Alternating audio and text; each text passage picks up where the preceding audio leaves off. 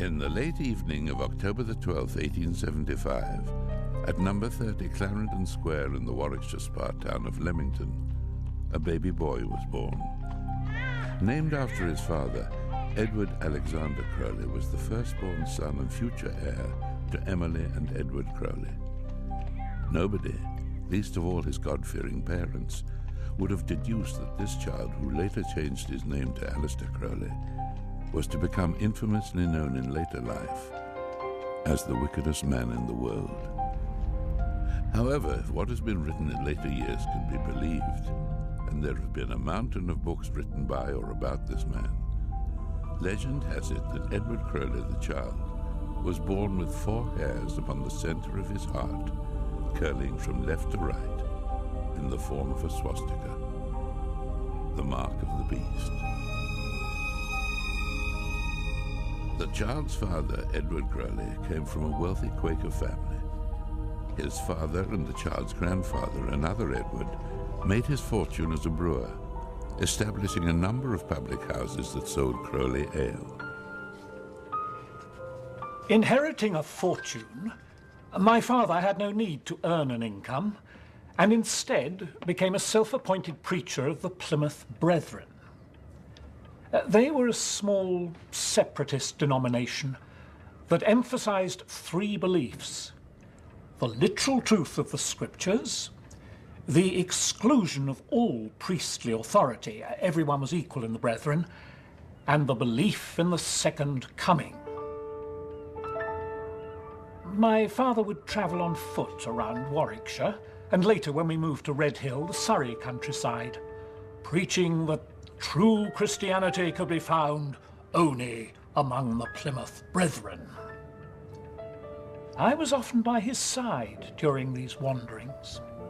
But whilst his father was a lay preacher of the faith, it was Crowley's mother, Emily, that enforced the strict doctrine of the Brethren at home. Life in that household could hardly be described as frivolous. There was no Christmas, no gifts, no childhood books, not even any toys. From the age of 4, Crowley would be made to join the family and servants in the dining room for breakfast, where they would read aloud a chapter from the Bible, each person reciting a verse. The expectation of the second coming of Christ, set against the vigilant rejection of Satan, set the standards by which Crowley was raised. During these early years, he learned about the end of the world, the deliverance of the Plymouth Brethren, and about the wickedness of sinning. He also learned a great deal about death, something his father was obsessed by. Preparations for a distant future, such as signing a lease or insuring one's life, might be held to imply lack of confidence in the promise of... Crowley came to look upon his father as a role model. He became a Plymouth brother, believing wholeheartedly that this was the only true faith, unable to conceive that anyone could be so foolish or indeed wicked enough to doubt it. As he grew older, his feelings began to wander, just as any young boy's imagination would. But then, Edward Crowley was not just any young boy. When he was 11, his father died of cancer of the tongue. I had some respect, but little love for my father. And from the moment of his funeral, I entered a new phase of development, the main feature of which was nonconformity. My mother sent me to the Ebor School in Cambridge for sons of Plymouth Brethren, run by the Reverend Champney, where the main teaching instrument was the Bible, and the main instrument for correction was the birch. It was around this time that I began to rebel and fantasize about torture and blood, often imagining myself being hurt and in agony. Of course, just as any young boy, my vivid imagination also began to turn to the opposite sex. But in particular, I had visions of being degraded and suffering at the hands of wicked women.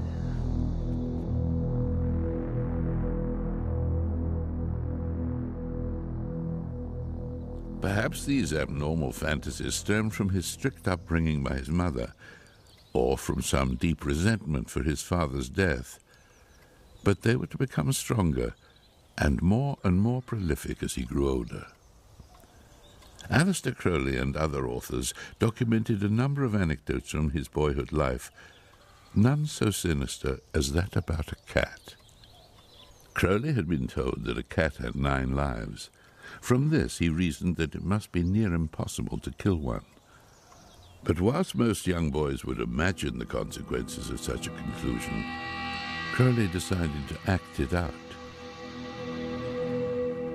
I caught a cat, and having administered a large dose of arsenic, I chloroformed it, hanged it above the gas jet, stabbed it, cut its throat, smashed its skull, and when it had been pretty thoroughly burnt, drowned it, and threw it out of the window so that the fall might remove the 9th life.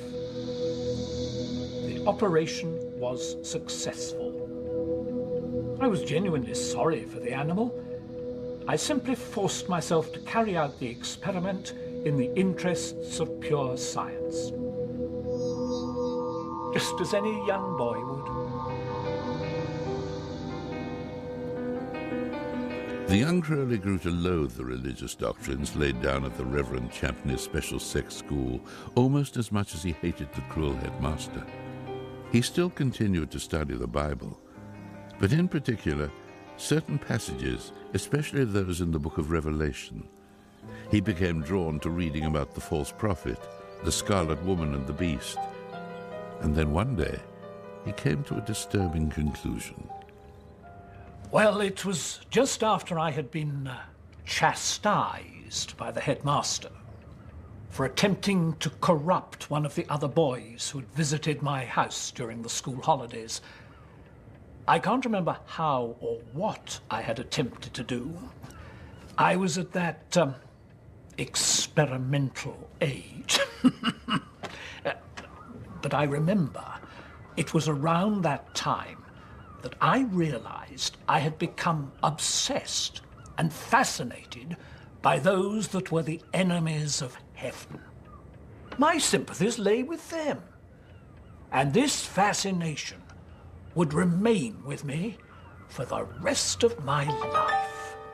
Details of the next few years of the young Crowley's life vary from biography to biography, but it was clear that there was no love lost between mother and son.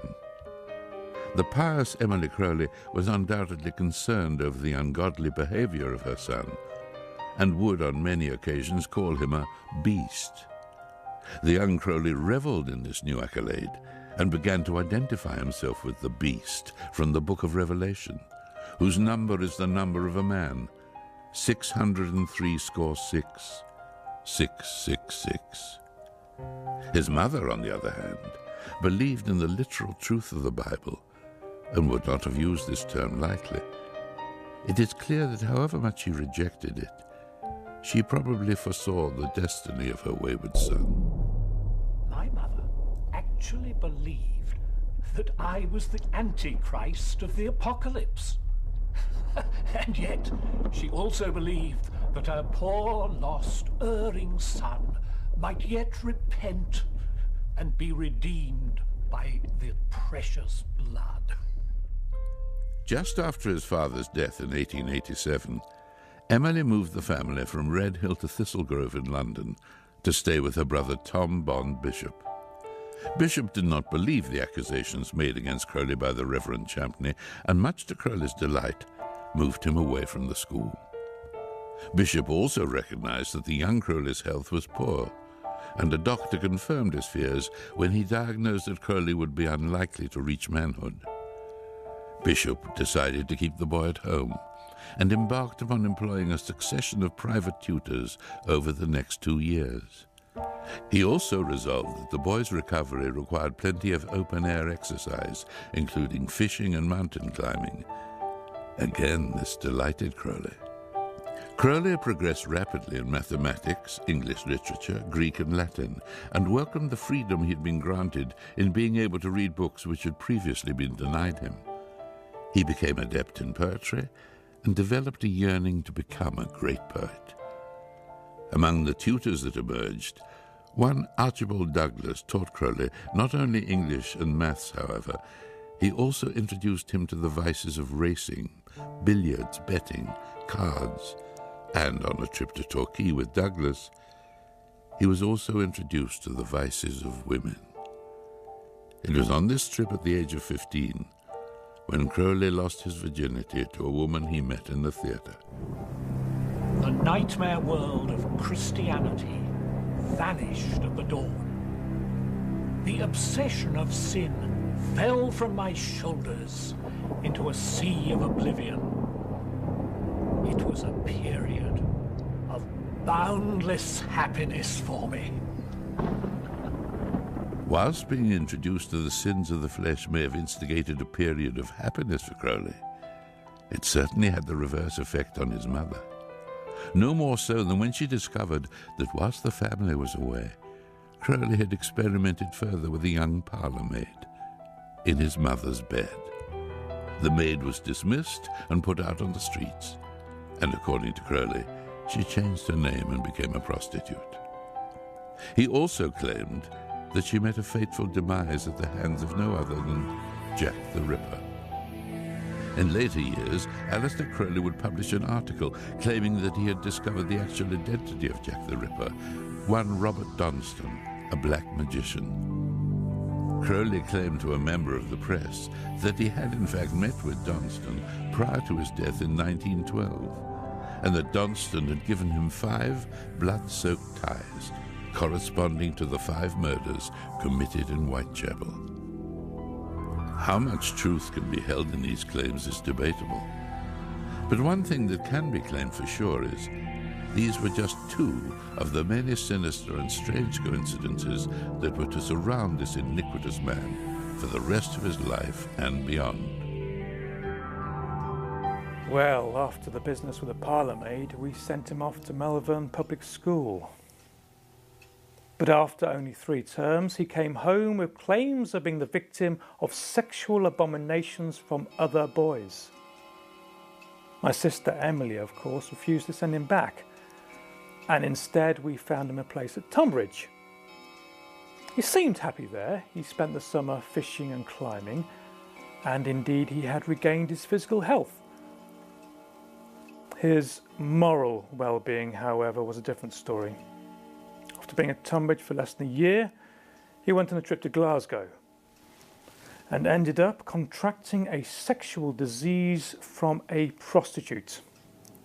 Of course, in disgrace, he was asked to leave the school. We then sent to live with a Brethren tutor in Eastbourne, where he attended day classes at the local school. This seemed more productive. In fact, his studies improved.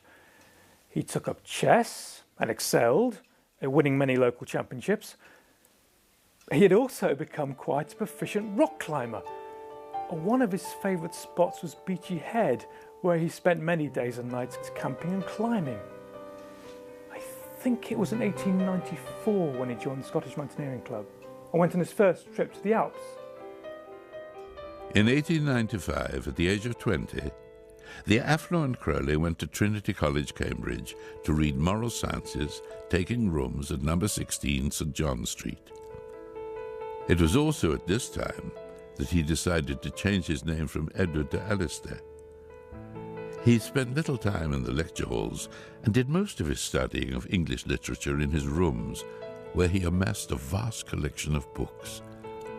He seldom ventured out of his rooms, other than to indulge in his love of chess. In his first year, he joined the University Chess Club, where he promptly triumphed over the club president. In the summer of 1895, he spent his vacation in the Alps, conquering a sole ascent of the Eiger. Crowley studied Russian and spent much of his vacation the following summer traveling through Europe and on to St. Petersburg, as well as his favorite sojourn in the Alps. In the winter holidays of his second year at Cambridge, Crowley visited Stockholm, and it was there on New Year's Eve 1897 that something happened to Aleister Crowley that would set the course of his life forever. It was approaching midnight, and he was asleep in his hotel room.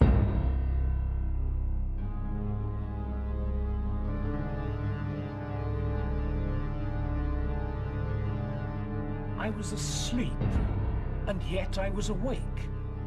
But this wasn't a dream. I became astutely aware that I possessed a magical means of becoming conscious of something inside me. I could release a side to my nature that I didn't know existed. It was a painful, terrifying, and horrific experience, and yet, at the same time, it seemed to be the answer. It seemed so pure and spiritual. My path had been chosen. I did little else during my time at Cambridge.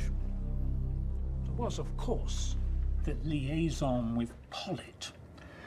But as a young man of some standing, I didn't want to be seen as a homosexual. I mean, look what had happened to Oscar Wilde a couple of years before. No, I didn't have time for emotional relationships. I would find a local prostitute to fuck every time I felt the urge. Usually about every 48 hours or so. It's much easier, you know. Why waste time chasing something when you can have it delivered to the back door every evening with the milk? The Stockholm experience had allowed me to discover what I wanted to spend my time on. I would be an adept at the secret arts, a magus, and through my own true will, I could guarantee immortality and control the secret forces of nature. In his last year at Cambridge in 1898, Aleister Crowley wanted ultimate achievement in 3 different aspects of his life: poetry, mountain climbing, and the search for spiritual truth. By coincidence, he was to form 3 long-lasting friendships that same year, which would mirror those aspirations. The first of these was with Gerald Festus Kelly. Both Crowley and Kelly had come from similar backgrounds. Supporting one another as emerging artists, Crowley often sent Kelly his poetry for comment, no doubt including the pornographic collection of poems White Stains, which he had self-published that same year. Crowley also claims to have enticed Kelly in later years to dabble in magical rituals. Sir Gerald Kelly went on to become one of Britain's leading portrait painters and one-time president of the British Royal Academy. The second of Crowley's new acquaintances was Oscar Eckenstein, an eminent mountain climber of some distinction. Both Crowley and Eckenstein shared a passion for the writings of the Victorian author and intrepid explorer, Sir Richard Burton. Eckenstein would later take an important role in Crowley's development as a skilled mountaineer. The third friendship struck that year involved Crowley's spiritual enlightenment when, after leaving university, he was introduced to a man by the name of George Cecil Jones. Jones was a chemist whom Crowley discovered used his knowledge of alchemy to further his studies of magic and the occult. Crowley would become a regular guest of Jones at his house in Basingstoke, where he would receive his first lessons in magical practice. Within a few weeks, Jones decided to confide in Crowley and disclosed that he was, in fact, a member of a magical society called the Golden Dawn. A meeting was set for Crowley to be introduced into the society.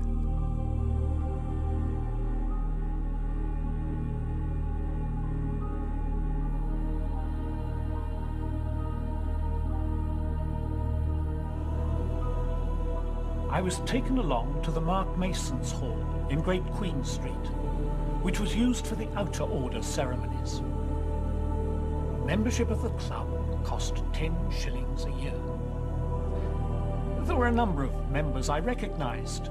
Florence Farr, the actress, Arthur Machen, the novelist, and William Yeats, the poet. And then, on the 18th of November, 1898, I officially entered into the order and accepted all its vows and obligations. Child of earth, arise and enter into the path of darkness. Child of earth, unpurified and unconsecrated, thou canst not enter our sacred hall. Child of earth, wherefore hadst thou come to request admission to this order? My soul is wandering in the darkness, seeking for the light of occult knowledge, and I believe that in this order, the light of that knowledge may be obtained. Are you willing, in the presence of this assembly, to take a great and solemn obligation to keep inviolate the secrets and mysteries of our order? I am. Kneel.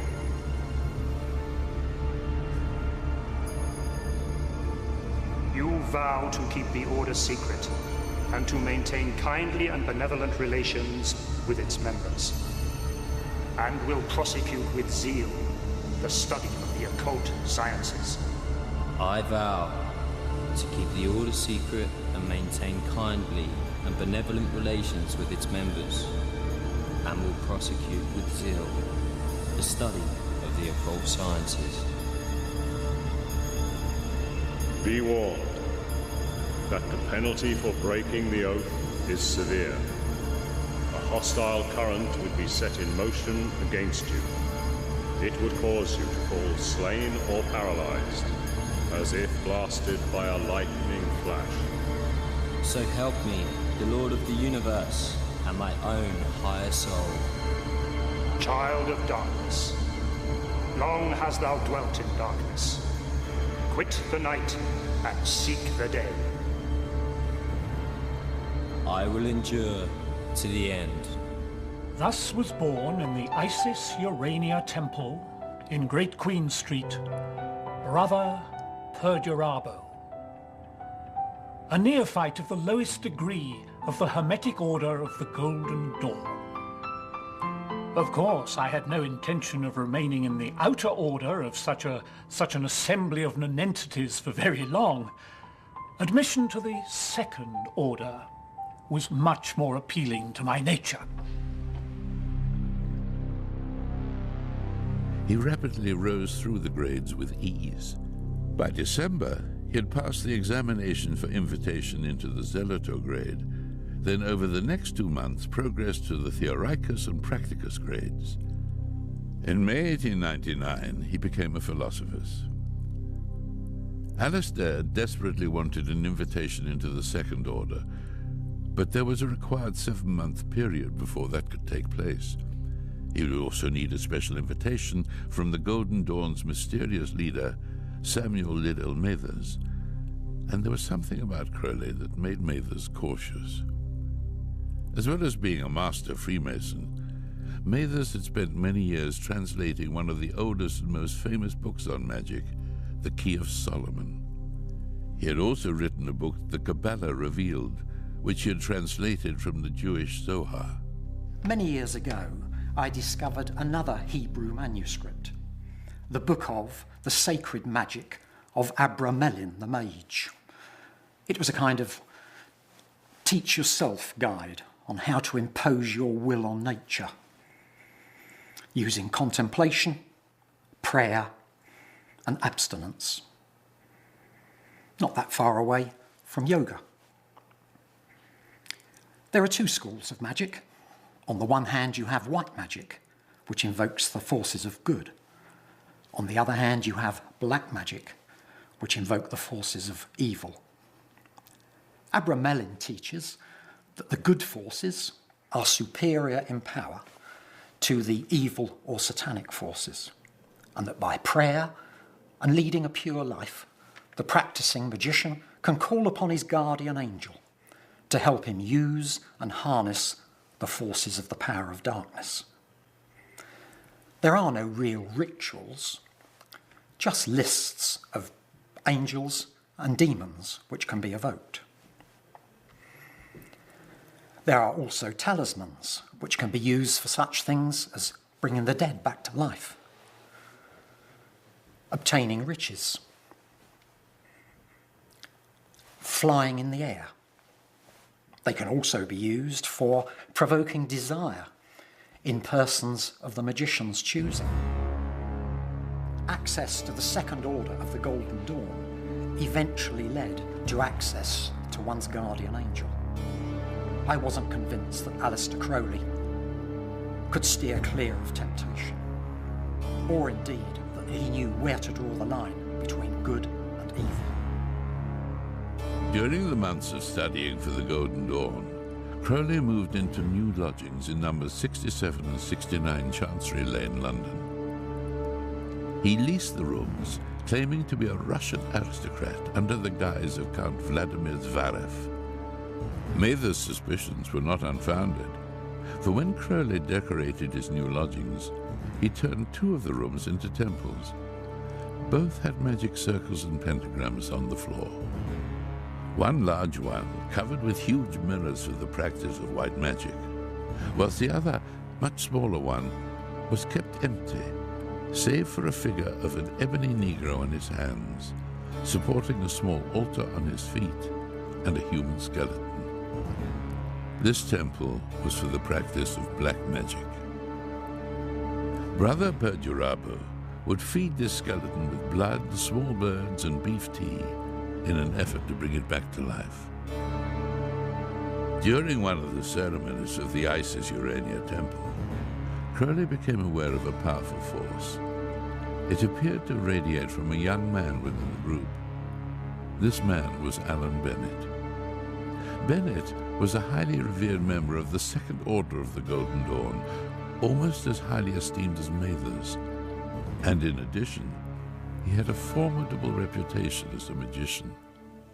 I had heard of Brother Perdurabo, Aleister Crowley, from Mathers, and had been asked to keep a watchful eye over him.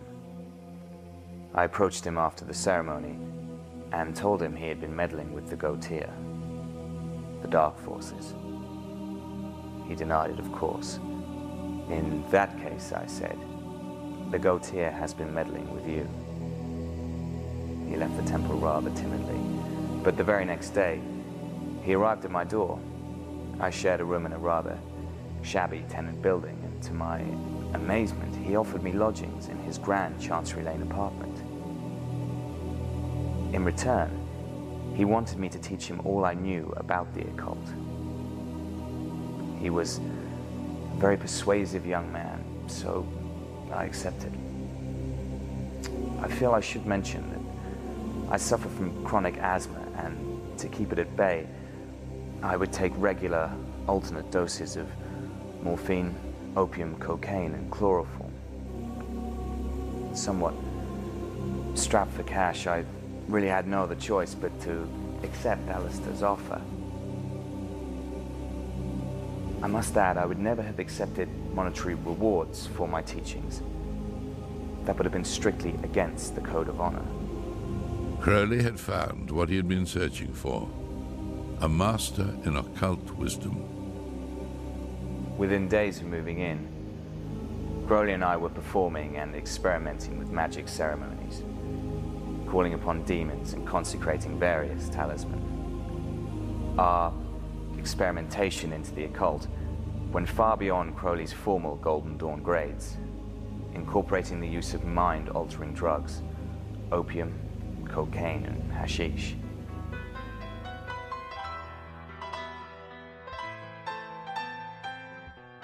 In 1899, drugs of this nature were openly available for those that had the means to pay for them. The first Dangerous Drugs Act was not passed until much later in 1920, so it was quite legal and fashionable amongst many high society revelers to dabble in narcotics. What wasn't legal in the Victorian era, however, was homosexuality, and Aleister had been warned by a female acquaintance that his Chancery Lane apartment was being watched by the police. We did, how should I say, bend the rules a little. Aleister and I were close, but never that close. Our relationship was based upon one another's devotion to understanding the occult and indulging ourselves in the affairs of magic. I was concerned, however, that he was becoming addicted to narcotics and was always searching and experimenting with his state of consciousness. Rumors of the questionable occult activities in Chancery Lane were filtering back to the other eminent members of the Golden Dawn, as well as whisperings of Crowley's many promiscuous sexual relationships with both men and women. William Yeats, for one, highly disapproved of the man and let it be known to Mathers.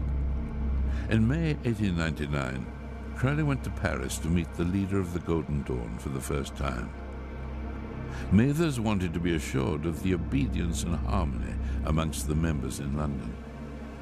Crowley, on the other hand, wanted to be assured of his entrance into the Second Order. Despite Yeats' protestation, Mathers trusted the judgment of Bennett. Consequently, Crowley returned from Paris, feeling reassured that despite the claims made against him in London, entrance to the Second Order would soon be his.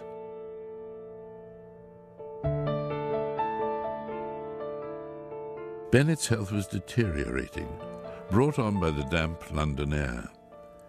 He wanted to travel to the warmer climate of Ceylon to study Buddhism, but lacked the fare. Crowley could have paid it, but this would have broken the bond. Instead, he decided that he would perform a ritual to conjure up the spirit of Boer and ask him to supply the necessary funds. The very next day, Crowley received a letter from a married woman with whom he had been having an affair, but had ended the relationship. Well, her name was Laura. She was married to a colonel posted in India. I'm not sure why, as she was a seductive siren who was seductive no longer. But I went to see her in her hotel.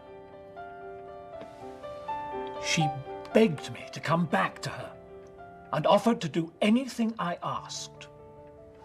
So I said, give me £100. I won't tell you whom it's for, except that it's not for myself. So she gave me the money. It paid Alan's passage to Ceylon, and so saved for humanity one of the most valuable lives of our generation.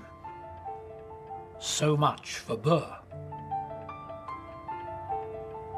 I never did see her again, though I understand the matter of the £100 was later reported to the police as theft, probably by Colonel whatever his name was, although Laura refused to prosecute.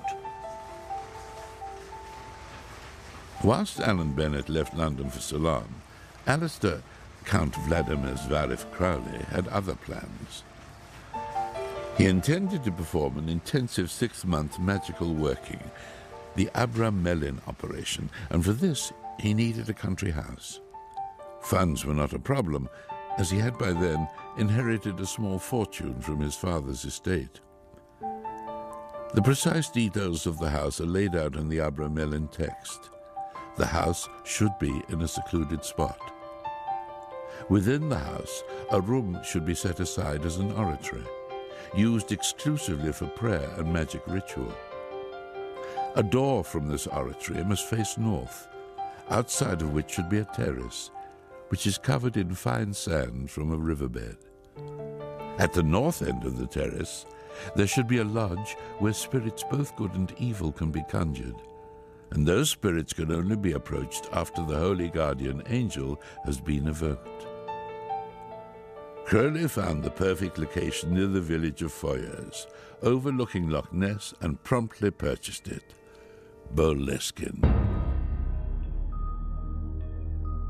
Aleister Crowley certainly left his mark on this small Highland village.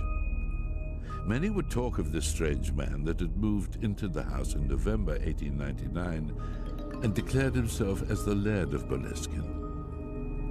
Crowley later wrote of his actions, declaring that he had evoked endless demons. The lodge and the terrace became infested with shadowy shapes. 111 servitors escaped from the lodge and entered the house, wreaking havoc. Those that visited or worked with Crowley did so at their peril. His housekeeper left, unable to stomach the sinister atmosphere of the house. His teetotal coachman suffered fits of delirium tremens, or the DTs, normally only found when an alcoholic abstains from alcohol, or a drug abuser withdrawing from drugs. One of his workmen went insane and tried to kill him. Even the accidental death of the local butcher was accredited to Crowley, having put a curse on him. However, a few weeks into the operation, something was bothering Crowley. He had been informed by Florence Farr that his request for admission to the Second Order was not going to be accepted. He immediately left Boleskine for Paris to visit and confront Mathers once again. Brother Perdurabo arrived at my apartment in full Highland dress. Things were not going well with the order back in London. There was unrest. And I was aware that my authority was being questioned by Yates and Florence Farr. I needed an ally, and Crowley was the ideal choice. I also needed his money, which he offered to put unconditionally at my disposal, if I granted him access to the Second Order. I carried out the initiation to the next grade myself. Aleister became, much to his delight, a full Adeptus Minor. I went straight to the headquarters of the Second Order at number 36 Blythe Road to collect my documents for my new grade. But to my astonishment, they refused to give them to me, on the grounds that they did not accept Mather's initiation. There was mutiny in the camp. So, Mathers and I hatched a rather grand plan to seize back control. I would gain access to the rooms by persuading the landlord that I, the Laird of Boleskine, had the authority to enter, then simply change the locks. As the other members arrived, they would have to swear allegiance or be downgraded to the Outer Order. So, after watching the premises for a couple of days, my mistress at the time, Elaine Simpson, and I carried out the plan. It all went rather well. We arrived and simply took possession. Over the next few days, there were some comings and goings, other members demanding that we leave, including Yates. But I stood firm. That was until a constable arrived and we were ejected by the long arm of the law. My time with the Golden Dawn was over. And by all accounts, so was the Golden Dawn. I had heard that Mexico was an interesting place. So I packed a bag and set off for Mexico City. Arriving alone, the impulsive Crowley rented a house in the center of the city overlooking the park and promptly found himself a young Indian girl to take care of his needs. I felt the need to get straight back into my magic, so I chose to experiment with making myself invisible by invoking the great god of silence, Harpocrates.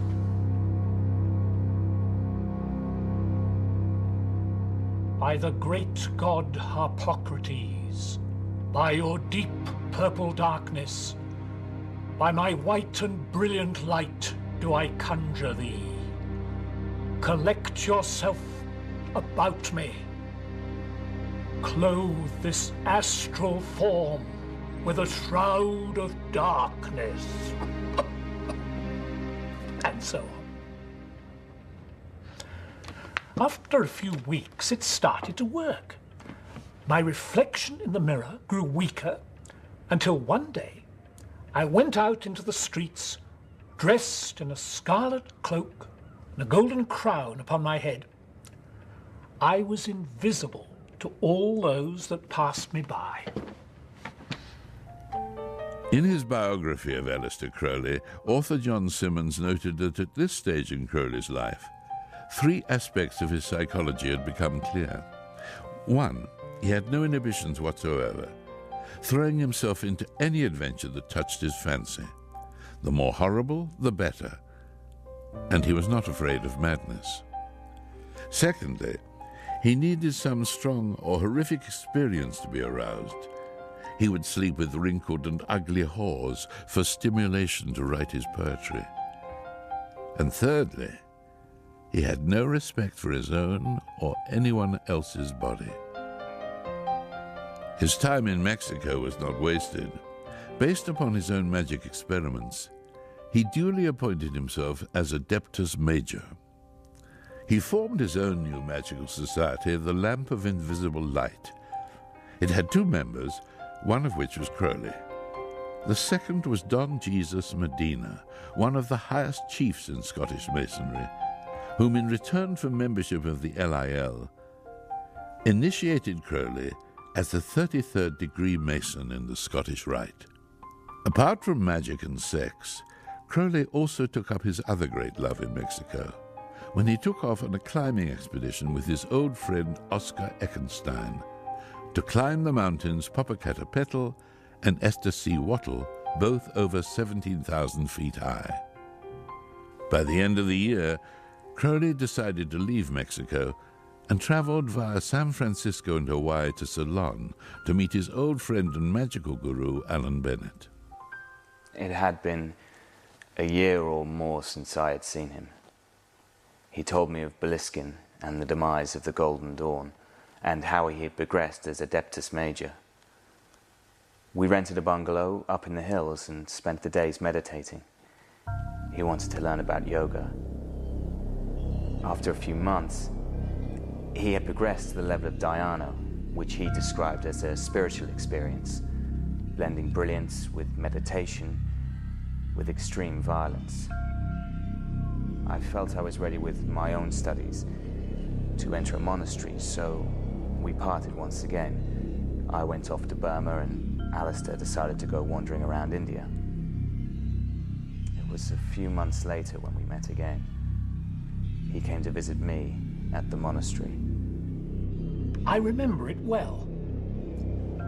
I knocked on the door of his bungalow, and there was no reply. Then I noticed that his food was sitting outside on the window ledge. I tried the door, and it was open, so I went in. There he was, about 5 feet off the ground, hovering weightless in the air. One mountain that Crowley and his friend Eckenstein wanted to climb was K2 in the Himalayas, the second highest mountain in the world, and nobody had attempted to conquer it. Whilst Crowley had been spending time with Bennett, Eckenstein had been preparing for the attempt, and in March 1902, the assembled team met in Delhi. By the beginning of July, the team had reached 20,000 feet. But conditions were atrocious. Eckenstein had fallen ill with influenza, and Crowley was suffering from snow blindness. 2 of the group continued and managed to get to 22,000 feet, but by the 10th of July, the conditions worsened. A few days later, they decided to abandon the climb. This expedition was the first ever attempt on K2, and they'd lived for longer at the height of 20,000 feet than anyone else before. In October of 1902, Crowley left India for Paris to visit his old friend Gerald Kelly. He also intended to see Mathers to collect some items he had left with him for safekeeping. However, on arriving at the apartment, he was greeted by a stony silence, and Mathers refused to return the items. This was a meeting of 2 very similar minds, both deeply rooted in the occult, both wanting absolute power. It was a question of who would strike first. As it happens, Mathers took the first blow. I don't mean fist fighting. We both had far more powerful means at our disposal. Mathers employed the services of an old woman, a female vampire. This woman invited me to tea on some pretext or other, and as she passed the milk, something peculiar came over me. I felt a strange, dreamy feeling, and something soft was touching my hand. I looked up, and she was standing above me. No longer an old woman, she had become a beautiful young girl. I recoiled my hand, but she came at me again, more beautiful than before. We were now battling for life. She tried to put her lips on mine, but I held her off. She was screaming obscenities like a banshee. I returned her own current of evil through my hands as I held her. A strange orb of light circled her head. Her hair turned white, her skin wrinkled, and her eyes became dull. She was the old crone once again. Cursing me, she left the room. I was now tiring of Paris, so I decided to return to Boleskine.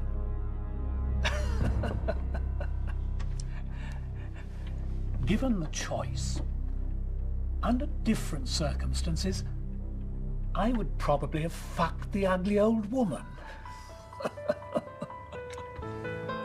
Crowley spent the next few months at Boleskine terrorizing the locals, experimenting with magic and writing his poetry. It was during this time that he completed his works, Snowdrops from a Curate's Garden. Gerald Kelly came to visit, which led to an opportune meeting for Crowley with Kelly's sister Rose. Rose was fascinated by Crowley, and he by her. Within a few days of meeting, Crowley had enticed Rose to marry him, and much to the anger of her brother, the marriage was performed in a civil ceremony in the town of Dingwall the very next morning. In the weeks that followed at Boleskine, to his surprise, Crowley discovered that he actually loved Rose. In the summer months, they traveled through France and then took a boat to Cairo. In the beginning, I didn't really have much to do with Aleister's magical dealings. Probably one of my first initiations into the occult took place on the night we were in the king's chamber of the Great Pyramid, when I helped him invoke the ibis-headed god of knowledge, Thoth. From Cairo, we travelled into Ceylon and spent some time there. Our plan was to go on to Rangoon to visit Aleister's friend Alan Bennett, but Aleister had a change of heart. He told me that something in his subconscious was telling him to return to Egypt, which we did. And we did it in some style. Aleister had grown tired of his persona and decided a new one would be more fitting with his newfound life. In Aleister's normal fashion, he declared himself Prince Hiowa Khan and took to wearing a turban studded with diamonds, a silk robe, and a gold cloth coat. I was, of course, Princess Hiowa Khan. We would be driven around the streets of Cairo in our carriage, with two young men running in front, clearing our path. Oh yes, by then I was pregnant. They took an apartment near to the Bulak Museum, where Crowley once more built his temple with the room facing north. By this time, Rose was heavily involved in all of Crowley's magic ceremonies. He called her Quada the Seeress, Quada being the Arabic for rose. They engrossed themselves in the workings of the Abra Melon. Through one of the ceremonies, Crowley claimed to have received a message whilst invoking the falcon-headed Egyptian god Horus. Therefore I say unto thee, come thou forth and dwell in me, so that every spirit, whether of the firmament or the ether, or of the earth, on dry land or in the water, or whirling air or of rushing fire, and every spell and scourge of God the Vast One, may be thou, Abrahadabra. The greatest moment in my life was revealing itself. The operation was a success. The voice of Aiwass, one of the secret chiefs and my guardian angel, through Quada, was instructing me that a new dawn was coming for mankind and that I was the one chosen to initiate it. I was told by Quada to go into my temple on the 8th of April at 12 noon and to write down everything I heard. I followed my instruction. Locked in his temple, Crowley wrote solidly for 1 hour. The same procedure was followed the next day, and again on the 3rd, until finally the message from Aiwass was complete. What he had written down would later become one of Crowley's most infamous works, known as the Book of the Law, the doctrine which the new order would follow, and Crowley himself would be the chief of that new order. The Beast 666 and his Scarlet Woman Rose. Do what thou wilt shall be the whole of the law, was probably the most famous line from this book. But there are also within the work prophecies and revelations which would leave even the most skeptic of minds wondering.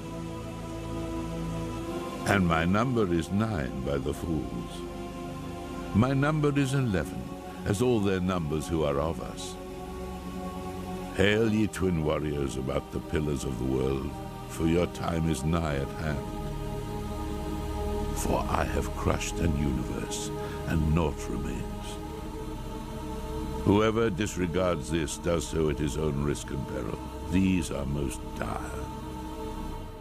Well, I was aware at the time that there existed a certain amount of prophecy in the words of Aiwass. After all, a new eon was coming. Horus epitomized force and fire. Undoubtedly, his new eon would manifest itself in a baptism of flames. The opening act of his reign would be to plunge the world into a catastrophic, bloody, and violent war. But I have to say, I didn't realize the significance of the book until some years later. I had the work translated by the assistant curator at the Bulak Museum on a stele of the priest Ankefin Konsu. The stele was exhibit number 666. Crowley packed up his belongings in Cairo and returned to Boleskine, resuming the life of the laird, a Scottish nobleman, with his pregnant wife Rose. A few weeks later, she gave birth to a baby girl. Crowley, in his inimitable flamboyant style, named the child Nui Ma Ahatur Hecate Sappho Jezebel Lilith. Rumors amongst the locals were rife, some saying that Crowley was in the adjoining room when Rose gave birth, performing rituals, that the child may be born a monster. For the next few months, there was a sense of normality amongst the Crowley household. There were hunting parties and fishing trips, climbing expeditions. Crowley turned his time to writing more poetry, and during the winter, they holidayed in Samoritz, ice skating and skiing. For a while, Aleister Crowley had become the proud father. By the spring of 1905, he was bored, and once again the challenge of a great mountaineering expedition beckoned. He still yearned to climb higher than any man had climbed before. This time it would be the 5 sacred peaks of Kanchenjunga in the Himalayas, and he would lead the expedition. His insistence on leading the party caused his old friend and climbing partner Oscar Eckenstein to decline. The risk was too great. Aleister was a great climber, but there was no way he could lead an expedition. He was too much of a loose cannon. I remember, on our last climb on K2, he actually pulled a gun and threatened to shoot Knowles. So, Aleister, 3 Swiss mountaineers, and an Italian who had no experience of climbing at all. In fact, I believe he was a hotel manager that Aleister had picked up along the way. They set off in the late summer with 7 tons of food and equipment, 230 porters, and 3 personal servants to make an ascent on Chanchenchunga, the world's 3rd highest mountain at 28,150 feet. The climb did not go well. About halfway up, 130 of the porters, fearing the god of the sacred peaks, refused to go any further. The climbers began to argue among themselves, the Swiss not liking the brutal way Crowley treated his porters. More of the porters suffered from snow blindness and mountain sickness. Others deserted, one of them falling to his death 1,500 feet below the group. Crowley refused to go and help retrieve the body. Morale was low, but worse was to follow. The group was hit by an avalanche. One of the Swiss mountaineers and 2 more porters were killed. Crowley abandoned the mountain and returned to Darjeeling without knowing if the rest of his colleagues were dead or alive. The climb was destined to fail.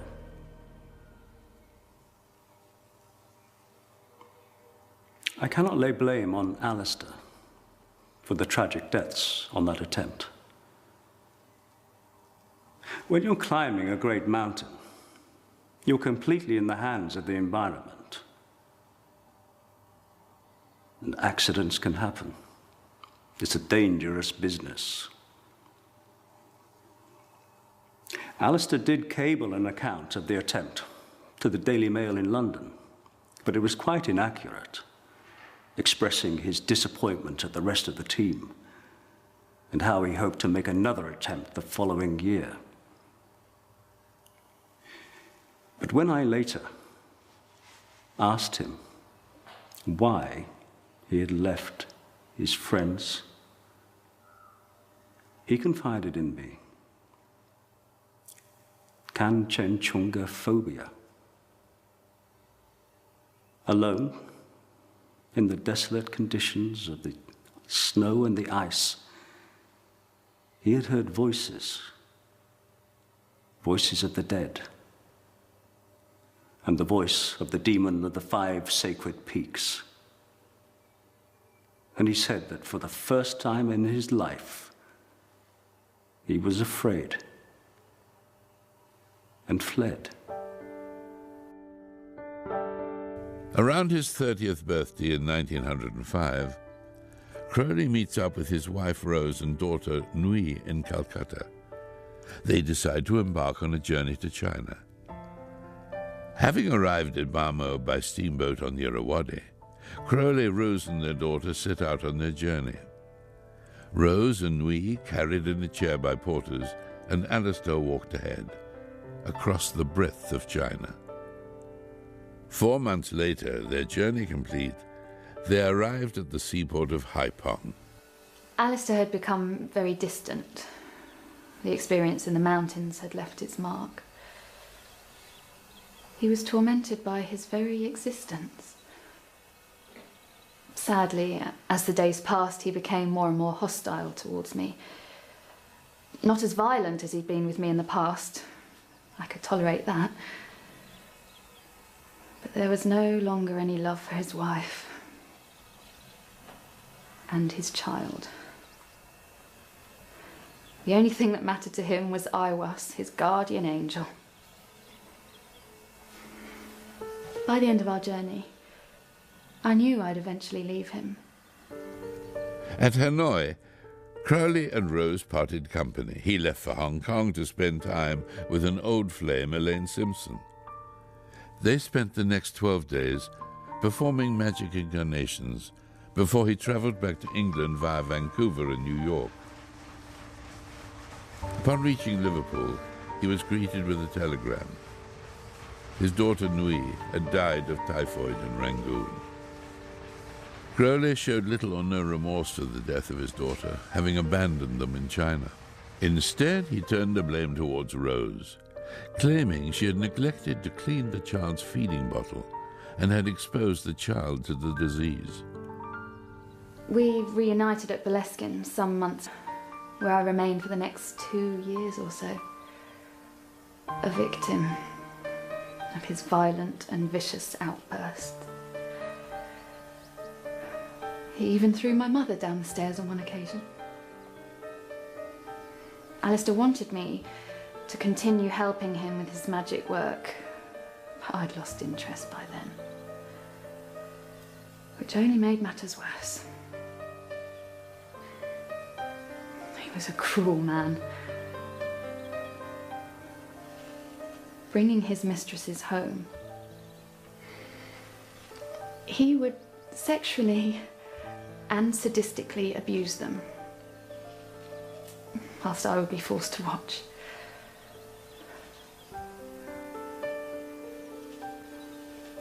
On occasion, they would be in our bed, whilst I would be hung by my ankles in the closet. Ironically, I gave birth once again during that period to a beautiful daughter. We named her Lola Zaza.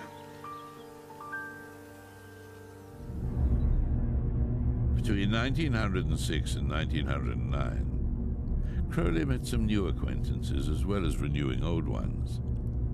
He travelled to Tangier with one George Montague VII, Earl of Tankerville. They returned, the worst of enemies. An army captain by the name of Captain John Frederick Charles Fuller became a Crowley admirer and devotee, writing and publishing an appraisal of Crowley's work entitled A Star in the West. Fuller, in later years, would turn his admiration and devotion from Crowley onto another evil persona, Adolf Hitler. Crowley also took up again with George Cecil Jones, and they plotted together on the formation of a new magical world order, the Argentium Astrum, or AA. Whilst Crowley was undoubtedly a persuasive and fascinating character, he needed allies. Not only to satisfy his enormous ego, he also needed their money. The fortune inherited 10 years before was disappearing fast. Crowley took to enticing affluent young men into his new aeon, visiting his old haunts in Cambridge for likely candidates. Thus, in 1908, Victor Newburgh entered Aleister Crowley's twisted life. Victor Newburgh spent the first few weeks as a probationer with Crowley at his lodgings in Paris prior to his initiation into the AA.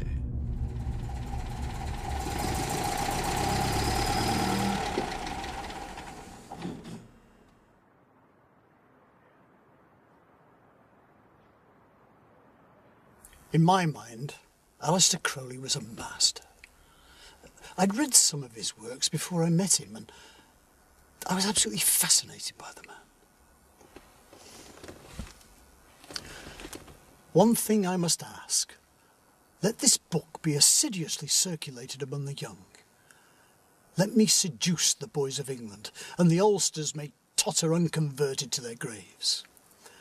Then these boys, becoming men, may bring about the new heaven and the new earth. You are not a Crowleyan till you can say, yes, thank you, God, I am an atheist.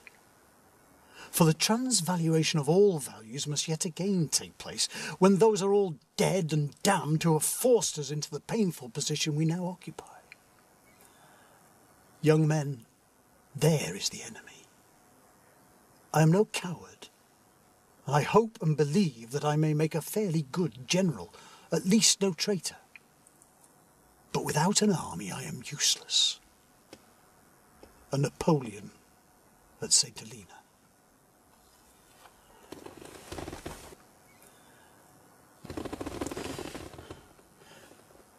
During the month I spent in Paris with Aleister, he became my sexual master, my guru, my teacher of all things esoteric. To further my education, we went on a walking tour of Spain and Morocco. And it was during this trip that he introduced me to the basic principles of conducting one's life through magic. Firstly, always remain a gentleman. And second, never take money for teaching magic.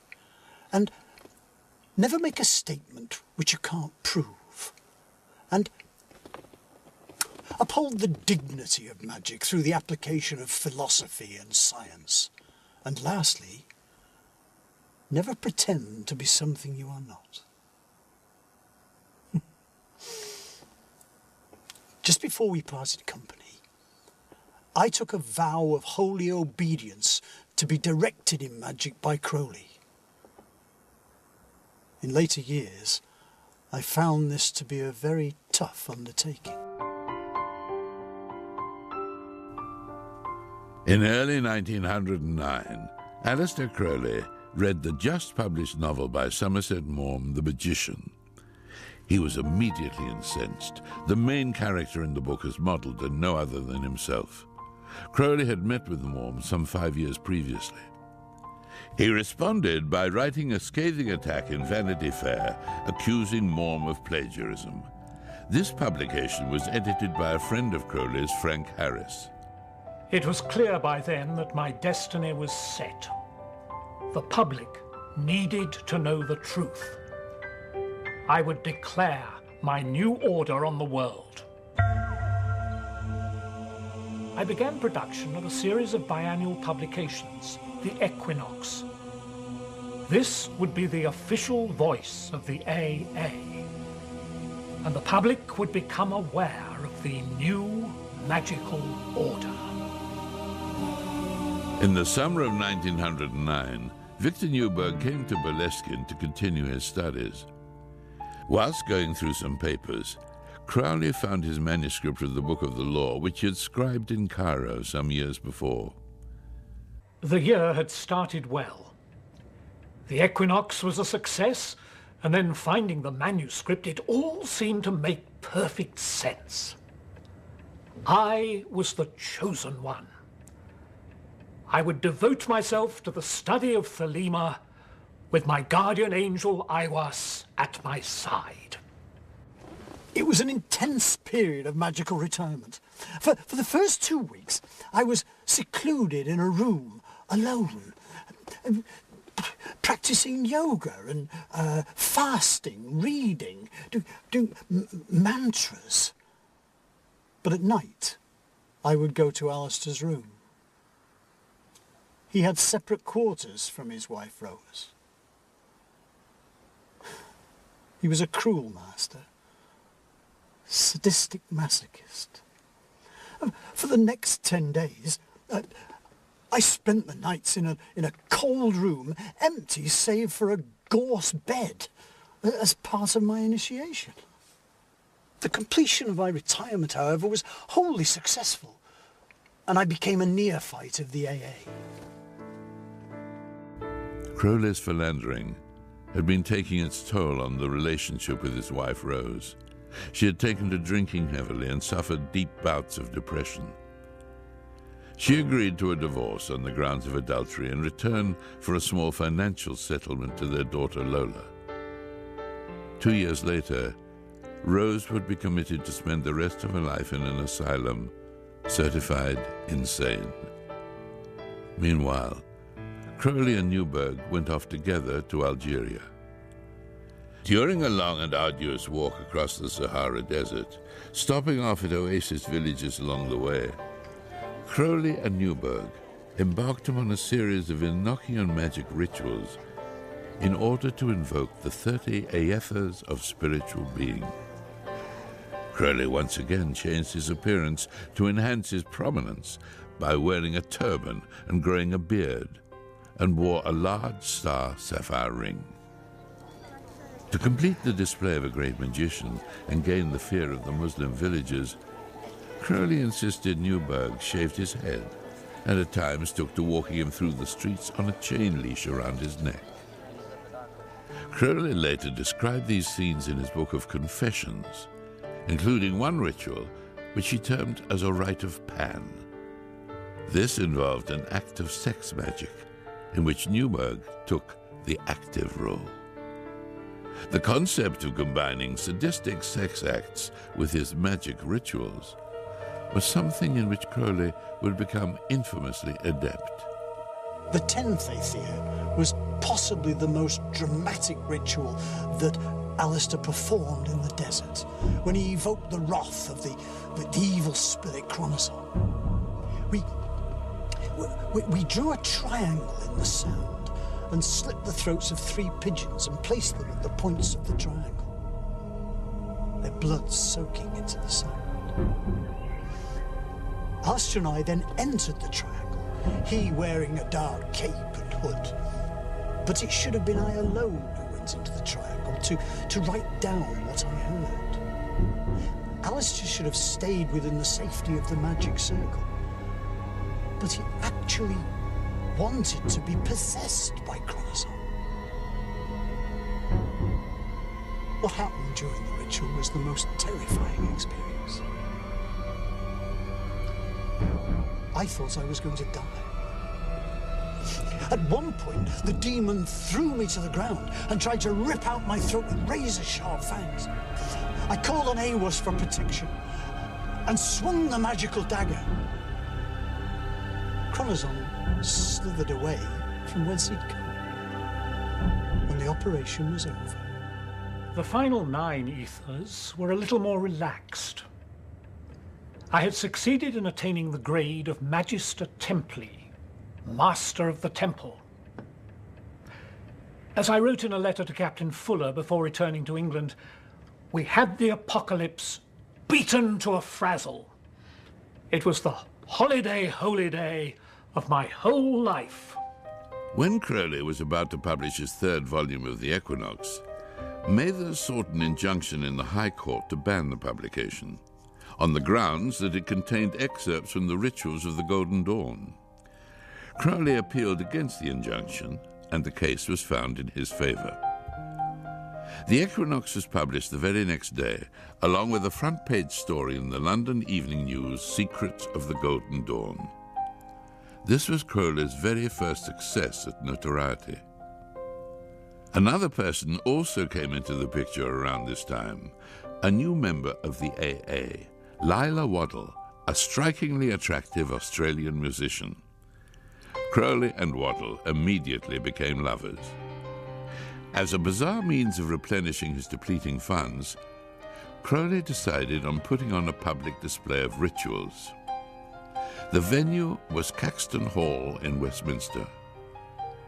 Newburgh and he would perform the rites of Eleusis over 7 consecutive nights, with Lila Waddle playing the violin and charging an admission fee to the public.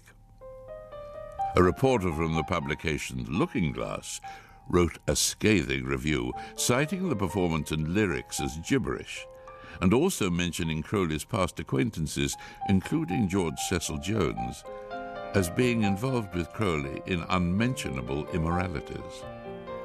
Jones was furious and sued the publication. During the court hearing, Crowley, who was not called by either side, was described by the defending barrister as that loathsome and abominable creature.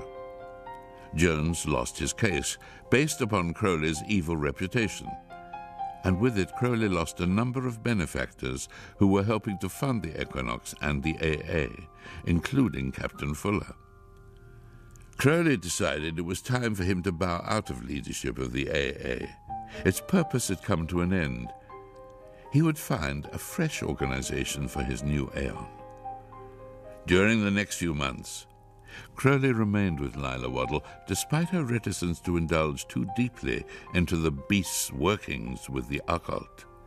There were, of course, the occasional affairs and homosexual activities. However, At the end of 1911, Crowley met a married woman by the name of Mary Dempsey and became instantly attracted to her powerful personality. Within a few weeks, they were consumed by an intensive affair, for Mary Dempsey did share Crowley's passion for the occult. He had found a successor to Rose as his Scarlet Woman.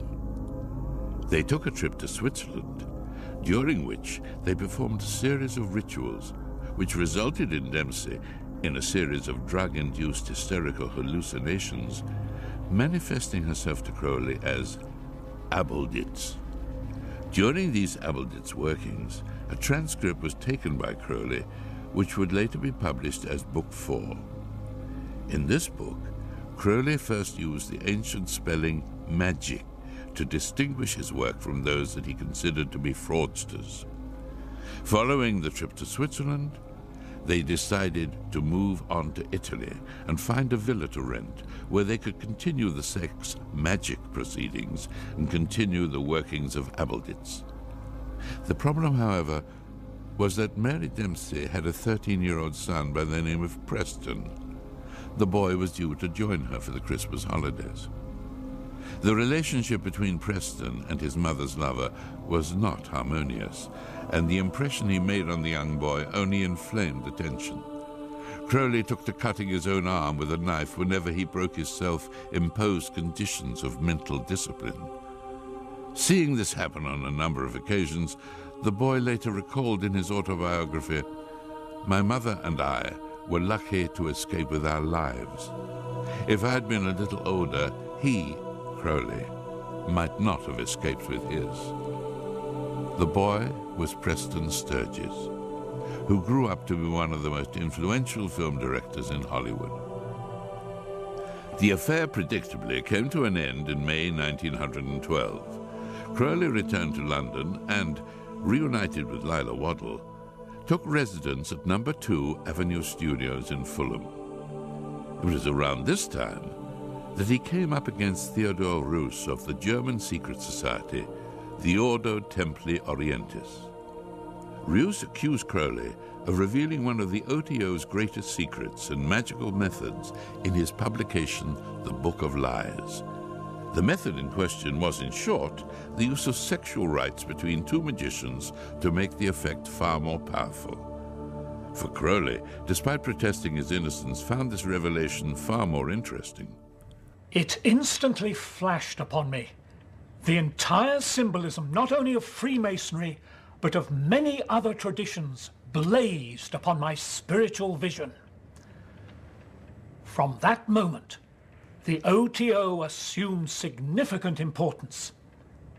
I had found the vehicle for my new eon. The highest magical grade of the 9th degree of the OTO is only given to those that have discovered the knowledge of the great secret themselves. Accordingly, both Crowley and Waddell were initiated. Crowley was also made Grand Master General of Ireland, Iona, and all the Britons. He also took on the new magical identity of Baphomet, a name for a blasphemous satanic idol taken from the ancient Templar traditions. His Book of the Law was to form part of the OTO ritual, and each member of the British Lodge was to possess a copy. Crowley would use his leadership of the British OTO to spread the word of Thelema. During the summer of 1913, Crowley and Waddell turned impresarios once again. This time in an even more bizarre venture than the shows at Caxton Hall. They took a team of dancing girls to Moscow. The troupe were called the Ragged Ragtime Girls. It was, on the whole, a coarse, vulgar, sickening business, altogether new to me. My time spent in Moscow, however, was not entirely fruitless. I spent my days writing, and in fact produced some of my better-known work there, including the Gnostic Mass and the Hymn to Pan. There was, of course, a little deviation in the shape of a young Hungarian girl named Annie Ringler. Although we could not converse, I had forgotten my Russian, and she spoke no English and very little German, we managed to communicate through the language of the flesh. She had a passion for pain, and I kept her happy almost every day by inflicting my own form of physical cruelty. It was certainly this period of excruciating pleasure which inspired me to write. Bored with life as an impresario, Crowley abandoned the dance troupe in Moscow and returned to London. The Gnostic Mass, written during the trip, continues to this very day to be performed on a weekly basis by OTO groups around the world. This ceremony is performed primarily between the priest and a priestess, who should either be a virgin or have given herself solely to the service of the Great Order. The altar must face towards Boleskine. During the ritual, the priest parts the priestess's sacred veil with his sacred lance, and she removes her robe. The priest then embraces her knees. In Puritan countries, it is acceptable for the priestess to have replaced her robe before the embrace. Crowley, however, would prefer the priestess use no such modesty, and he also preferred to conduct the ceremony in private. Aleister was in his element. Not only did he have control of the OTO in Britain, he now had an excuse for using sexual magic and the introduction of bodily fluids to enhance magical power. We went to Paris for 7 weeks to perform 24 rituals. During the ritual sex, Aleister would play the passive and I would play the active role. It was a marvellous experience. Aleister, of course, was embarrassed by his homosexual cravings. The supreme rite would be to bring about a climax in the death of a victim. By this rite, one could attain the summit of the magical art. Even better would be to slay a girl, preferably a willing victim. After violating her, she should be cut into 9 pieces, with the names of the appropriate gods written on the skin of each piece. The head should be burnt in honor of either Juno or Minerva. This supreme rite should not be performed on ordinary occasions, only rarely and to great purposes. We talked about the supreme rite, but we concluded that it was probably black magic, and we never discussed it again. During one of the rituals, the 11th, I think, Aleister remembered a previous life as a sate, a sacred prostitute at the time of Christ in southern Sicily. But the rituals were becoming ever more sadistic, and I started to have bad feelings. After all, I was funding the man's lifestyle and had been for some time. My mother told me that she had a letter from Aleister demanding £500 if she ever wanted to see her son again. I didn't believe it. But in hindsight, I don't think I wanted to believe it.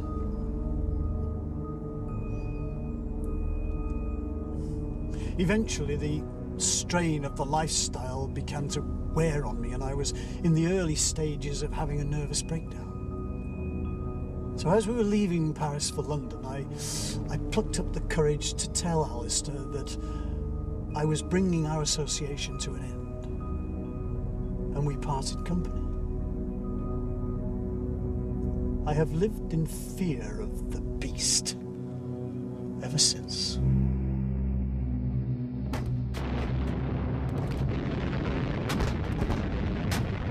In 1914, war had broken out in Europe. Aleister Crowley had contacted various departments in the British government requesting that they employ his services. After all, he did consider that the war was due to his rituals in Paris and that the prophecy of the Book of Law had begun. The government declined his offer, which according to Crowley was due to his sinister reputation.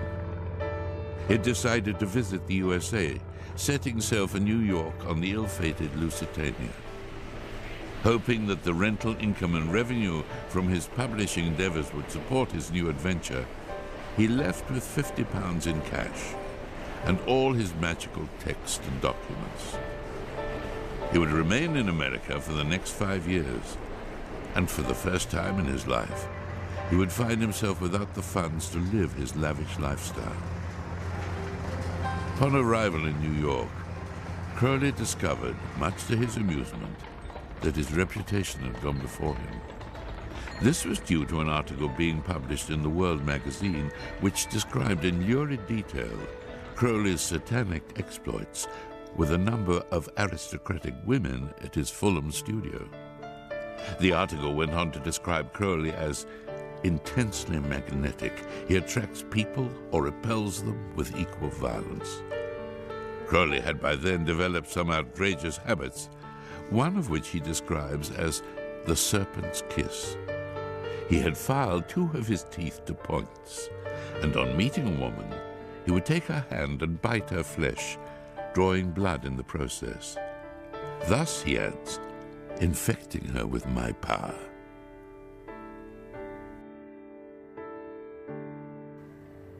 I continued my studies on the 9th degree, using a number of prostitutes for the purpose of magical assistance. I was also, in the course of my experimentation, sodomized by 2 strangers in a Turkish bathhouse, and performed a small favor for another.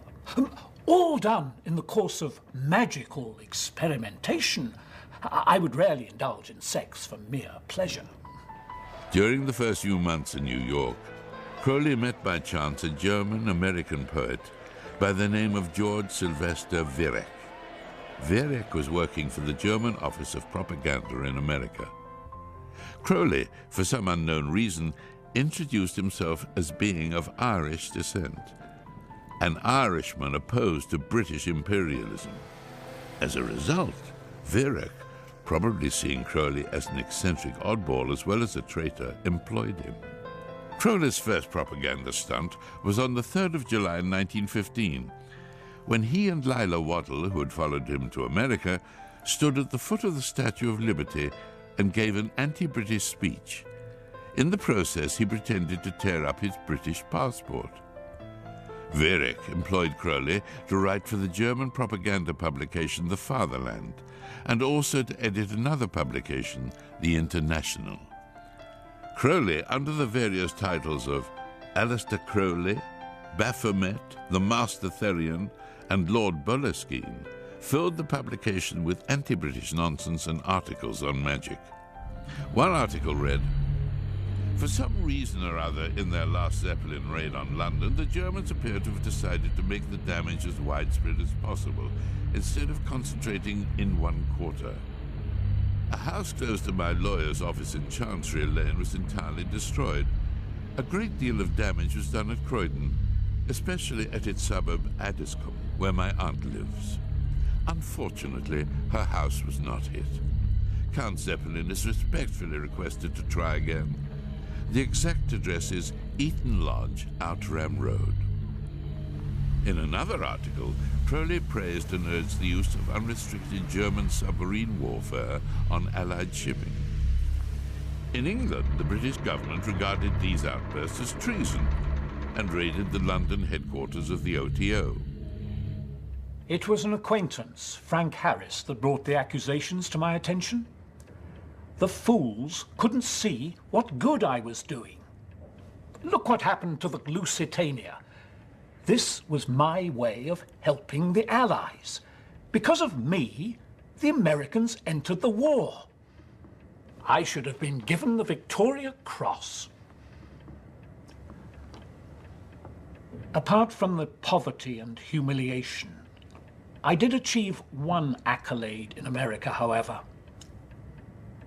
Not from the British, American, or German governments.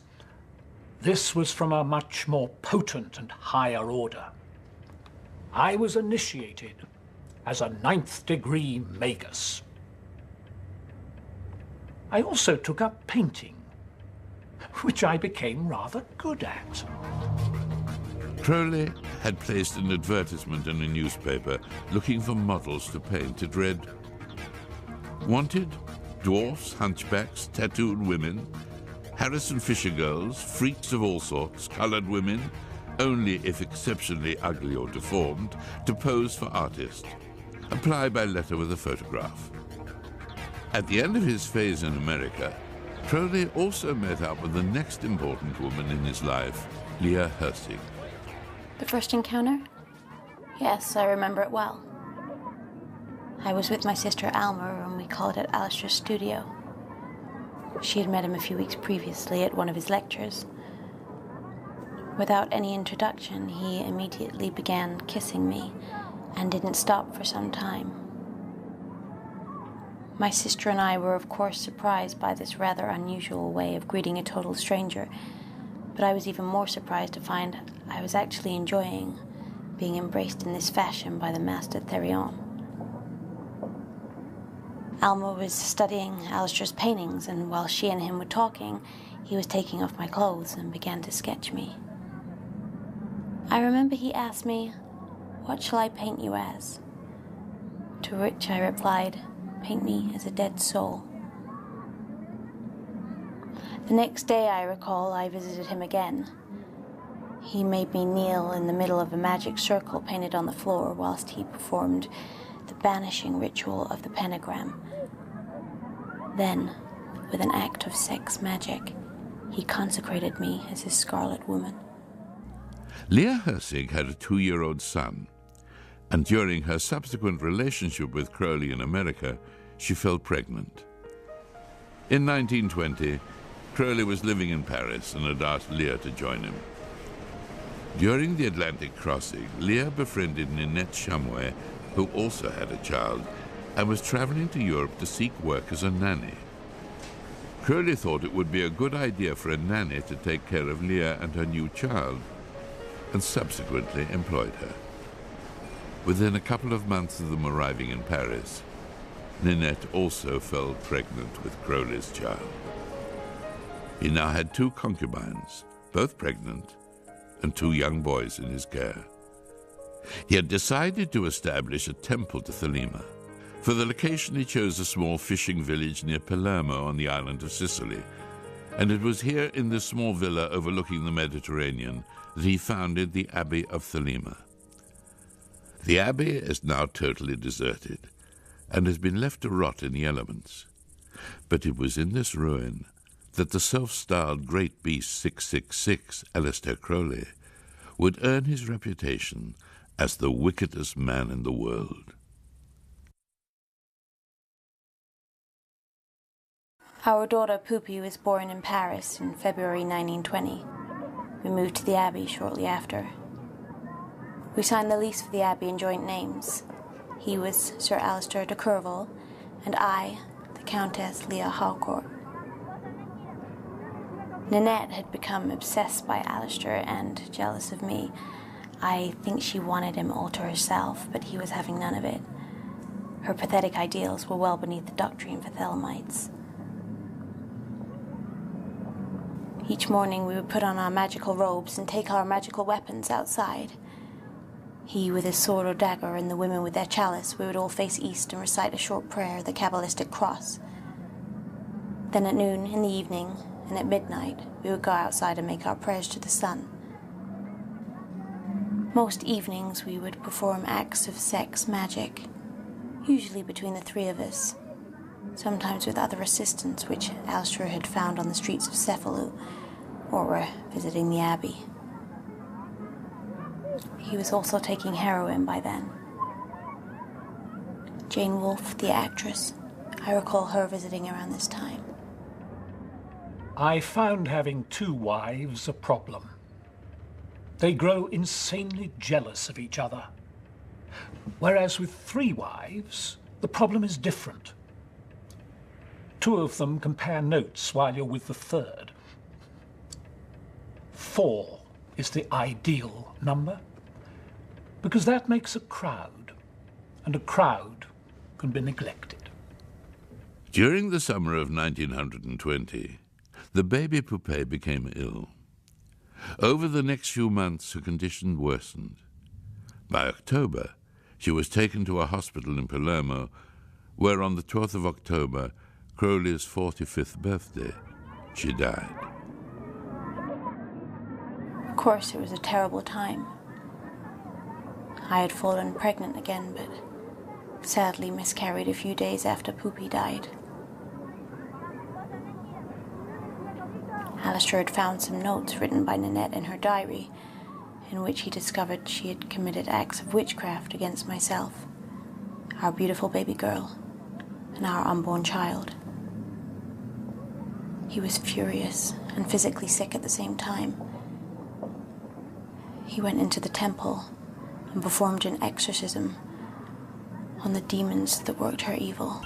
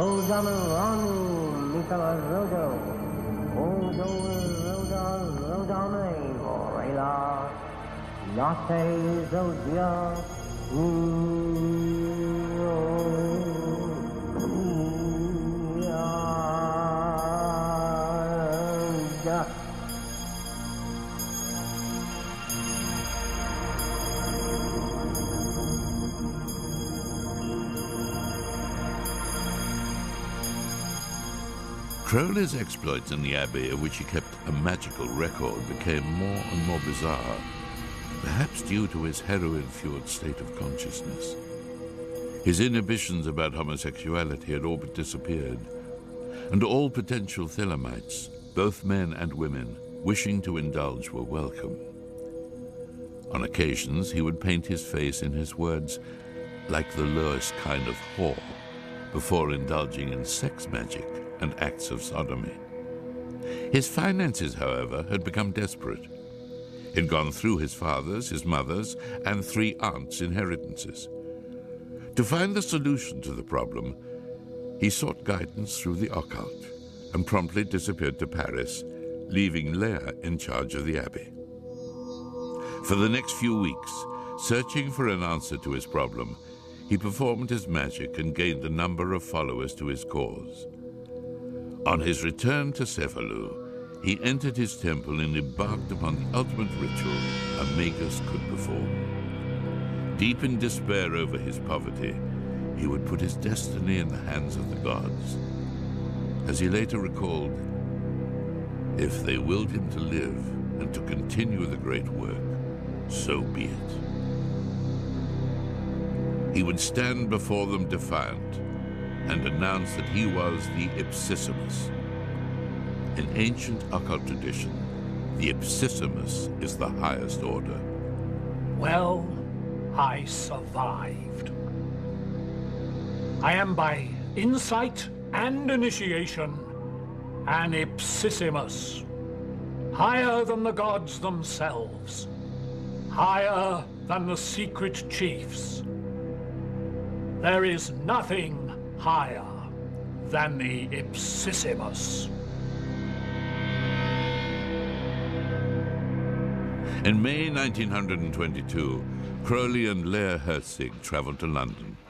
Crowley had plans to raise some much-needed cash by selling his story in an autobiography. When the publishers turned down the book, Crowley offered them an alternative, a novel loosely based on his life, The Diary of a Drug Fiend. One publisher took up the offer and paid Crowley in advance. He delivered the manuscript a month later.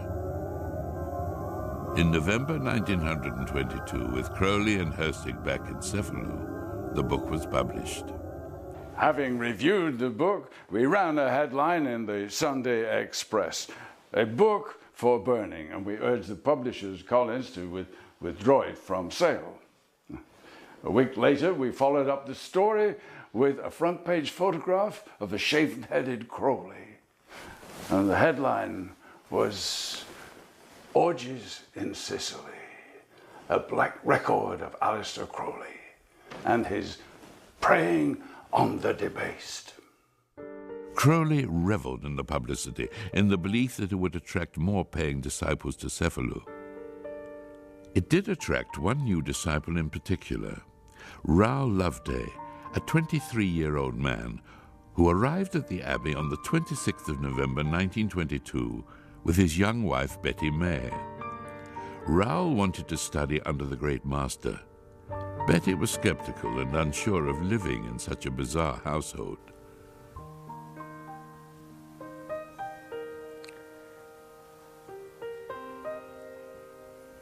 He had given us razors, which we were to use to cut ourselves.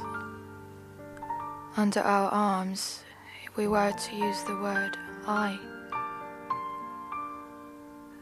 This was a word that only Crowley could use in the Abbey.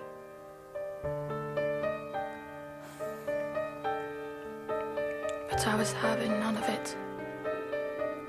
Poor Raoul took everything with such a deadly seriousness. But he could not prevent himself from saying the word I.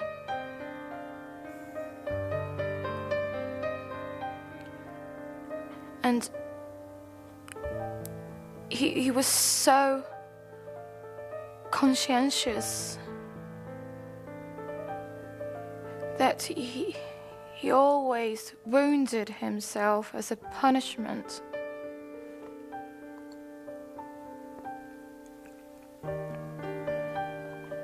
Until his whole body was covered in cuts. By the January of 1923, having been in the Abbey for 2 months, Raoul became sick. I believe his illness came from a combination of all the drugs that he had been taking. Crowley used to urge Raoul to experiment with large amounts of hashish. But there was the business of the cat's blood, which Raoul had consumed during a ritual. His fever got worse. So much so that after a week he couldn't move. I wanted to take him to hospital, but we had no money left and we were totally dependent on the Abbey for food and support. And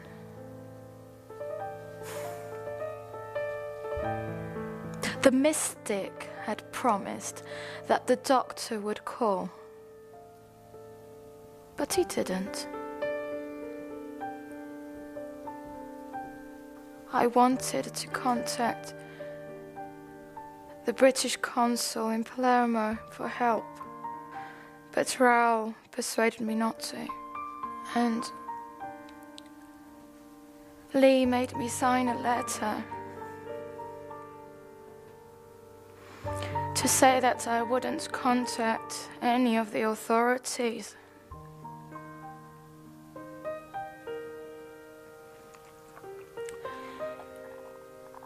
If I did, they said they would have thrown me out.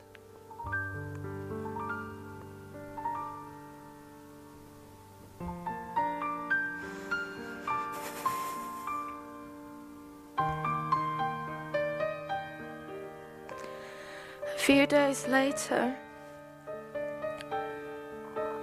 on the 16th of February,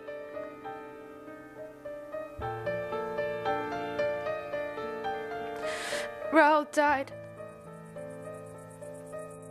Raoul Loveday's body was carried the next day from the abbey and buried just outside the walls of the town cemetery.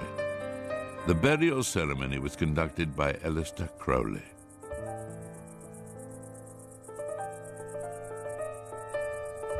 Betty May finally managed to get away from the abbey, and on her return to England, she was interviewed by the Sunday Express.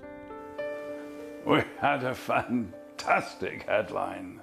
New sinister revelations of Aleister Crowley. Varsity lad's death, citing Raoul and Betty May as Crowley's victims. We wrote, once they were in Sicily, they found that they had been trapped in an inferno, a maelstrom of filth and obscenity. A week later, we ran another story. The horror of the beast and his abbey. This man, Crowley, is the most sinister man of modern times. Hot on our heels, John Bull came out with a series of articles headlining Crowley as the king of depravity, the wickedest man in the world, the man we would most like to hang, and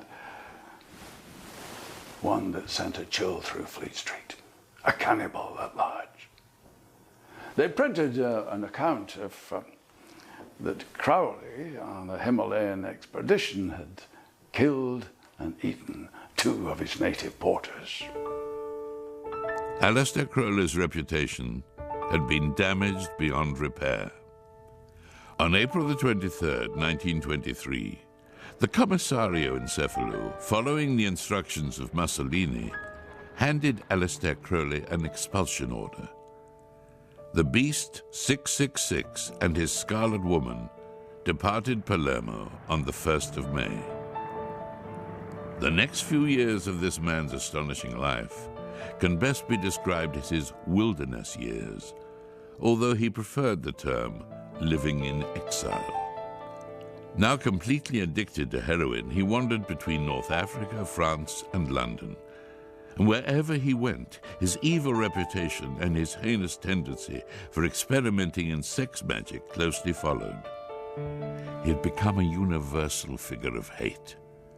As for the other Thelemites from the abbey, their lives disintegrated. The Scarlet Woman, Leah Herzig, left her son behind at Cefalù in the care of Ninette, who had been accepted back by Crowley before his expulsion. Leah's sister Alma took the boy back to America. As for Leah, living on the streets of Paris, a hopeless addict, penniless and selling her body for food, she eventually denounced Crowley. Leah returned to America and lived the rest of her life as a devout Roman Catholic. By 1924, Crowley was living in poverty in France. An old friend and famous literary figure and occultist, Frank Harris, kindly took him under his roof. Frank Harris lived with a woman by the name of Nellie O'Hara. If what has been written in later years can be believed, Nellie had a friend in America, Pauline Pierce, who was married to Marvin Pierce, head of the McCall Corporation. In early 1924, Pauline traveled to France to stay with her friend. Thus it was that 4 individuals came together: Frank Harris, Nellie O'Hara, Pauline Pierce, and Aleister Crowley. According to Crowley's diaries, during this period in Paris, Crowley underwent the supreme ordeal, linked with his realization of the grade of ipsissimus.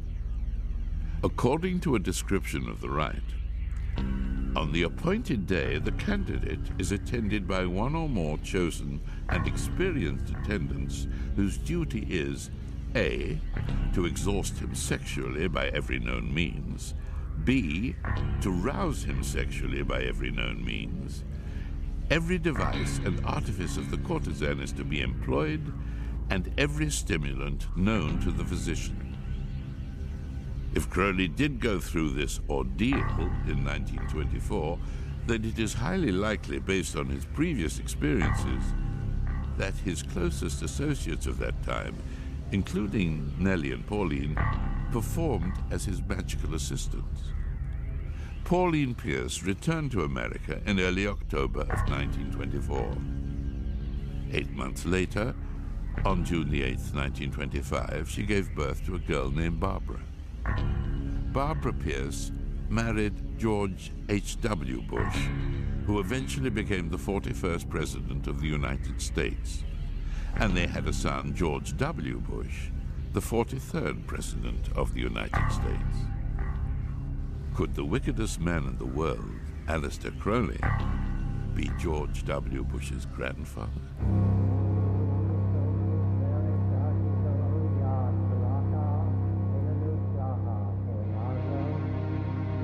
In 1925, Crowley received a letter from Theodor Reuss of the OTO in Germany.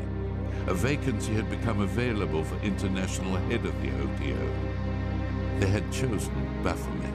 To the British, and indeed the Americans, I may have been a flesh-eating devil, but the Germans obviously still appreciated the lore of Thelema. I was still Baphomet, an ipsissimus, the great beast, 666. Crowley spent the next couple of years living in Paris, his fortunes improving as new disciples donated to the cause. His apartment was funded by benefactors of the OTO. Probably the most significant of these new disciples was Israel Regardie. Regardie would live to become one of the most significant occultists of the 20th century. He arrived in Paris on the 12th of October 1928, Crowley's 53rd birthday. On meeting Crowley, he was persuaded to hand over his entire life savings. I had dinner with the old man and his mistress. No sooner had we finished eating when they got on the floor and started fucking. Later he asked me, "Got any money on you, Regardie?" Like a fool, I gave him all my cash. Never did see it again. I was probably repaid 1,000-fold in knowledge, though. Mind you, I must say, later on, when I was broke, he did help me out financially. He even sent me to his tailor to get a suit made. I don't think he ever did pay the bill. In return for the old man being my magical mentor, I worked for him as a private secretary. It was later that year that his book, Magic in Theory and Practice, was published. This was the first publication of a new book on magical workings for centuries. This was a joyous time for Crowley. Not only did he have a new book and a continuous flow of finances, he also had a new Scarlet Woman, Maria de Miramar. But a visit from an inspector of the Prefecture of Police would dampen his spirits. His infamy had once again caught up with him. Aleister Crowley, Maria de Miramar, and Israel Regardie were given 24 hours to leave the country or face imprisonment. He wanted to stay in Paris to bask in the publicity surrounding the publication of his new book. So the cunning old fox packed me and Maria off to England, while he found a doctor to give him a certificate declaring him unfit to travel. Things weren't going too well between Crowley and Maria. They were fighting all the time, She complained that she was fed up with him beating her and always trying to give her one up, though, sodomize her. I guess that's why we ended up having sex together. She wanted to punish him. She was a fiery woman. I did confess this to him later on, but he didn't seem to mind. In fact, he thanked me for keeping her content.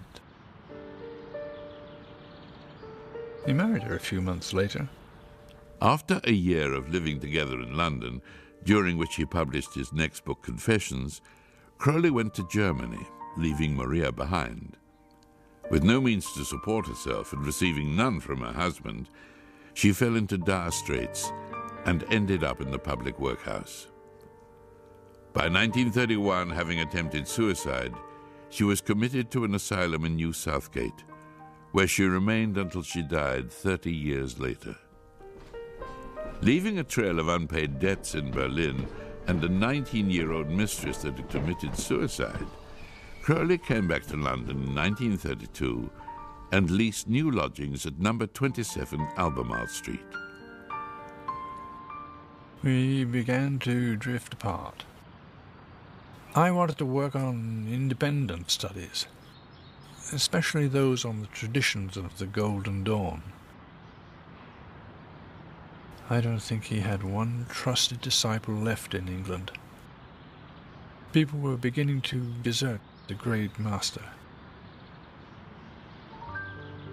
He wanted to gain public respectability, wining and dining with socialites at the Café Royal. There was Christina Foyle of the famous Foyle's bookstore. She invited him to be guest of honor at their literary luncheon at Grosvenor House, to speak on the philosophy of magic. He befriended Nancy Cunard, the wealthy shipping heiress. I think he wanted them to pay his bills and to finance his lifestyle. Most of them ran a mile when they discovered his motives, and even more so when they found out about the old man's sexual preferences. Some years previously, Aleister Crowley had been briefly acquainted with Nina Hamnet, the acclaimed model and painter. In 1932, she published her memoirs, Laughing Torso, in which she included a great deal about her time spent with Crowley and Victor Newburgh. She insinuated in the biography that Crowley performed black magic at the Abbey, and also that a baby had mysteriously disappeared. Crowley was furious and issued court proceedings against Hamnet and her publisher to cease and desist from publication on the grounds of libel. The trial commenced on April the 9th, 1934. I was called as the first witness and was questioned by my own counsel. He asked me if I called myself the Beast 666 and the Master Therium. I answered yes to both. What does Therium mean? He asked. To which I replied, Great Wild Beast. He then asked the question, do these titles convey a fair expression of your practice and outlook on life? The Beast 666 only means sunlight. You can call me Little Sunshine, to which there was a roar of laughter throughout the court. The trial lasted 4 days, at the end of which the judge, Mr. Justice Swift, gave the following summing up to the jury. I've been over 40 years engaged in the administration of law in one capacity or another. I thought I knew every conceivable form of wickedness. I thought that everything which was vicious and bad had been produced at some time or another before me. I've learnt in this case that we can always learn something more if we live long enough. I've never heard such dreadful and horrible, blasphemous and abominable stuff as that which has been produced by a man who describes himself to you as the greatest living poet. As you can imagine, I lost the case. I couldn't pay the costs, and as a result, I ended up bankrupt. They took everything. But at least my name was scrawled across the tabloids. The world knew I still existed. It has been documented in various biographies that Aleister Crowley offered his services during World War II. In others, there are claims that he knew Winston Churchill, and it was he who gave Winston his famous V for Victory sign. Other historians claim that he actually worked as a spy in pre-war Germany. Crowley himself claimed that he was responsible in part for Hitler's Mein Kampf, claiming that he had sent a copy of the Book of the Law to Hitler in the early 1920s, and that he had been greatly influenced by the Law of Thelema. He also claimed that the Nazi symbol of the swastika came from him. Whilst none of these claims can be verified, there was a plan to recruit his services by the Department of Naval Intelligence. Ian Fleming, the famous writer, was involved with many top-secret operations during World War II, including the plan which lured Rudolf Hess to England by slipping him false astrological information. They believed that Rudolf Hess was the gullible Nazi leader they were looking for, and it proved true. During the interrogation, Rudolf Hess spoke in strange ramblings which some viewed as occult. Ian Fleming, who was involved with these interrogations, decided that help was needed. He suggested to his boss that Crowley should be allowed to interview Hess about the role of the occult in Nazism. In the end, Crowley was never summoned. In 1942, a man by the name of Jack Parsons took over the California branch of the OTO, the Agape Lodge. They had been sending money to Crowley to support his cause. Jack Parsons was an eminent rocket scientist. He had written to Crowley about a new member who had become a disciple and with whom he had been performing rites of sex magic. His name was Lafayette Ron Hubbard. Hubbard remained a member of the lodge for 2 years, until he ran off with one of the priestesses. Lafayette Ron Hubbard went on to found the Church of Scientology. He later claimed to have infiltrated the Church of Thelema to break up black magic in America, and in the process rescued a girl they were using.